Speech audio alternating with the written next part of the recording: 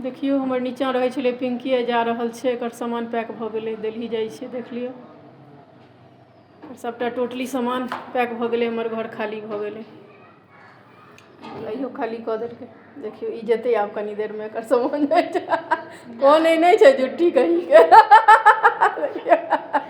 मन में दुख है कितना, आंसू खत्म हो गए रो रो के। ओहो की बात, दुख है मुझे बहुत। चल चल चल चल पागल कहीं की आंटी अपना घर खाली कर भगा रही है मुझे यहाँ। हाँ हाँ मारेंगे ना थप्पड़ खींच के, हम भगाए, हम आए हैं तुम भाग रही है।